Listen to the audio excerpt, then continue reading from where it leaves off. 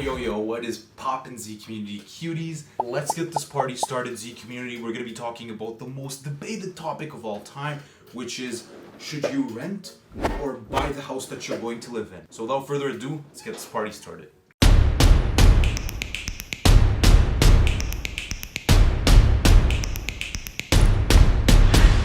Alright, so some points that we're going to really be talking about today is why this is an argument in the first place. Then we're going to be comparing the cost between both options. And last but not least, we're going to be concluding which option would be best. Now, bro, the amount of people that have hardened their heads against this concept, it baffles me. It baffles me because people just think that, hey, since I pay $2,000 a month in rent and a mortgage is $2,000, I'm just going to end up buying a house instead. Or some of the arguments that they'll even say sometimes is, oh, I shouldn't be paying off my landlord's rent. Or some of the arguments that I even hear is, oh, why would I be paying somebody else's mortgage when I could just be paying my own? Yo, and if you're saying the former, my dude, like, you're kind of greedy. Think about it. You don't want to help people out. You just kind of want to help yourself. Kind of selfish and greedy, but yo, I'm not the one to judge. But nonetheless, let's actually compare both options of buying your own house to live in or renting the place you live in. So let's break this down. We have ownership and then we have rent. So let's just use simple numbers and,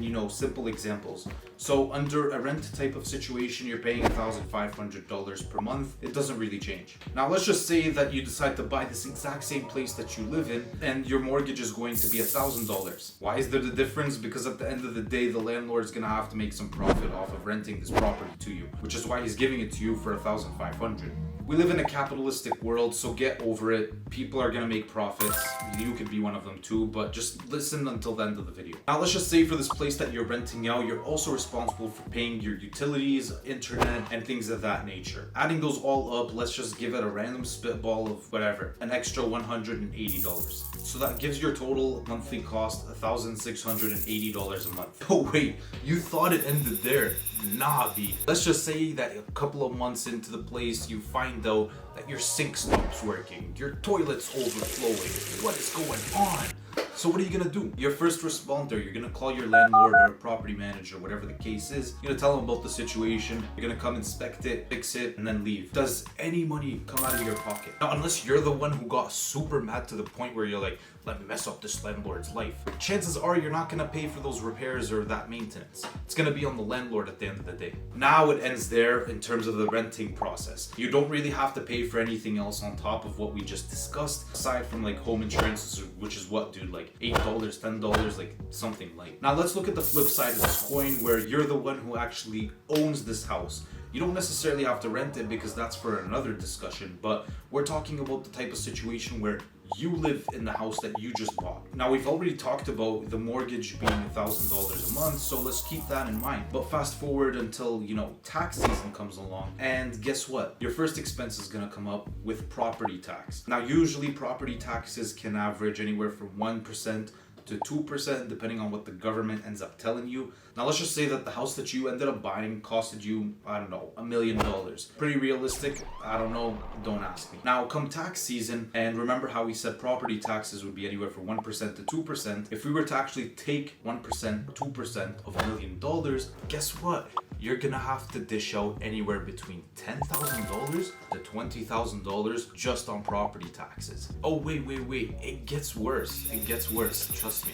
Let's just now divide this into whether you live in a condo or whether you live in a house. If you live in a condo, there's a surprise expense. It's called the maintenance fee. Now, if you live in a relatively new condo, this maintenance fee could be anywhere from $200 all the way to $400 a month. But if you live in an older condo per se, you could be paying anywhere around $900 to $1,000 plus. Yes, I am not joking. There are places out there that have maintenance fees that high. Now, you know what? Some people could say this is a fair cost per month because when it comes down to a house, you have to actually have your hands more in depth, which is completely fair because let's just say that you ended up buying a house instead of a condo. Now, you have to worry about so many different things. Bro, I could pull up Google right now and it's just going to end up telling me some scary stuff. Boom!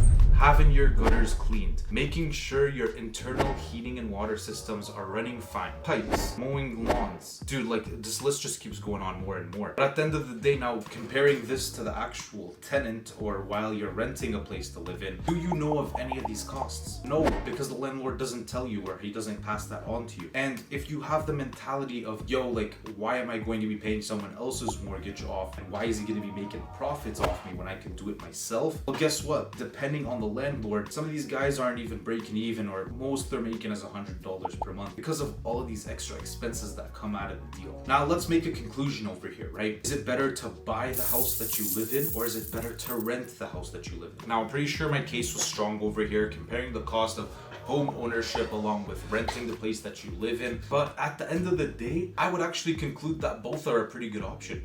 And the reason I'm saying this is because what I will personally be doing for my entire life. What I'll do is I'll rent the place that I live in, no problems, I'm chilling. But in the meantime, if I am going to be buying houses, I'm going to be renting them out to other people. Up to the point where, you know, one door adds up to 5 doors, adds up to 10 doors, etc. When it comes to the point where I have enough passive income from these real estate properties to then put into my own, and that's when I'll actually buy the house that I live in. Because if you think about it, it'll basically be considered free. But in the meantime, while I still am living in a place that I do rent, you know, trying to make sure that maximizing the income, decreasing the spending, so that I could eventually come to the point where I can get 1, 5, 10, 25, 100 doors to then end up getting me to the point where I can buy a property for myself to live in. But see, community cuties, I love your opinions. So let me know what you guys think in the comment section down below. And thank you guys for liking, and thank you guys for watching this video. It's your boy Azizz Finance signing out.